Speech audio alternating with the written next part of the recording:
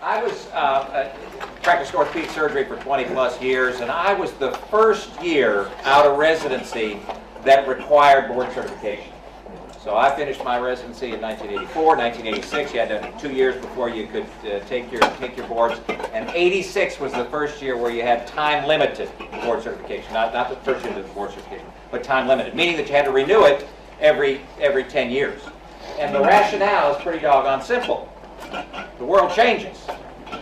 Teaching changes, medicine changes, everything changes. And so what you want for a physician is somebody that's up to date, right? You don't want to walk in and have somebody that hasn't looked at a book in 40 years, right? Maybe you do, but you probably don't.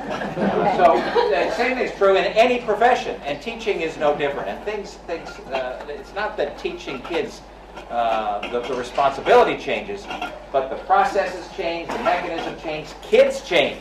Oh, by the way, you all know that better than most. So it couldn't be more important to make certain that we have the highest quality teachers, that we know we have the highest quality teachers, that they're up to speed, not just for their entire profession, for their entire teaching career, but being challenged, as you said, making certain that you know the latest and the greatest, and then can convey that to students. So as disappointed as I was in 1985 to realize I was going to be in the first class that had to get that time-limited certificate and had to go back over and over and over, the fact of the matter is it's good for patients, it's good for medicine, it's good for kids, and it's good for teachers. So I'm honored to be with you today. Thanks so much. Take care. God bless you.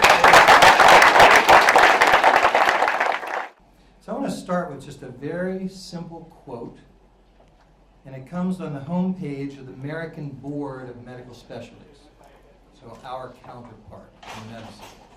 The American Board for Medical Specialties, recognized as the gold standard in physician certification, believes higher standards for physicians means better care for patients. We will be crafting our version of that statement for the homepage of the National Board for Professional Teaching Standards. What I hear in that statement is that certification is the medical profession's assurance to the public that this is an accomplished practitioner. And since they believe that certified physicians make a difference in patient care, you must conclude only one thing.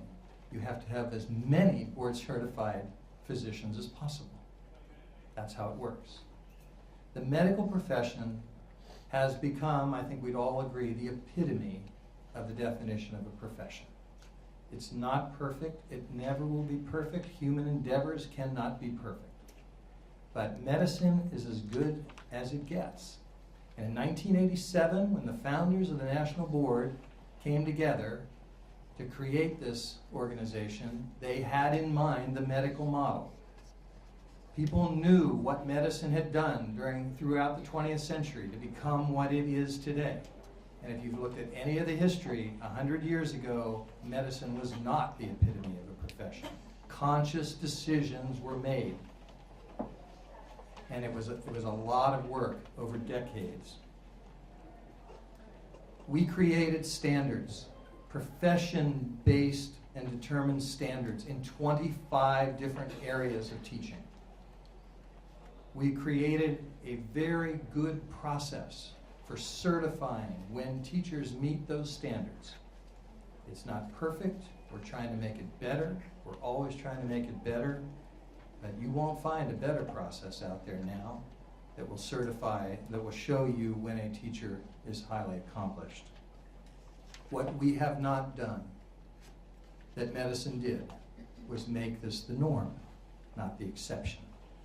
It has to be what everyone in our profession aspires to. That's how you define a profession.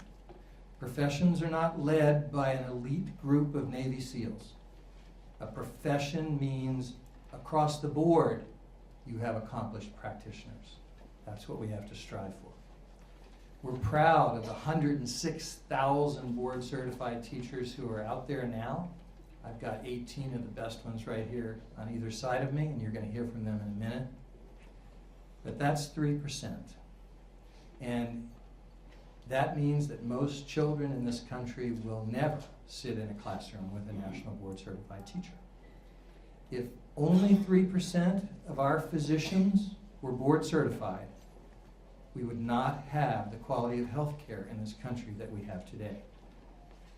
We're proud of Wyoming, 7% of the teachers. Mary has bigger aspirations for that. She's only about growing that number. And the board certified teachers in the state of Wyoming are helping to do that. What we want to talk with the members of the House and the Senate who have lived this experience themselves as physicians, we think that they are in a great position to understand what we're trying to do to help teaching get to the same place. No one talks about this work better than board certified teachers, and I'd like to turn to some of them now.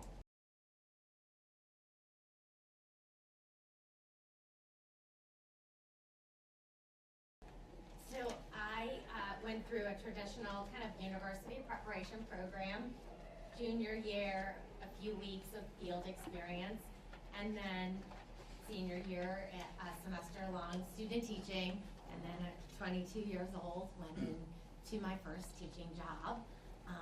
Was assigned a mentor teacher who really, it was more about, here's how you take attendance, here's how you do fire drills, nothing really deep and reflective about helping me with my teaching practice. So I tend to be a more reflective person, would go back at the end of each day, look at what went right, what went wrong, what we were going to rework for the next day, the next year, if I was going to do those same lessons. And I was really searching for something more and stumbled upon this national board certification. So early on in my career, I did go through the process, certified, and then once I certified, went through what National Board calls candidate support training, where then you kind of become a facilitator or a mentor for other people going through the process. And in Georgia at the time, we had a really great body called the Georgia Teacher Center, which one of the really big goals was to create this culture of accomplished teachers.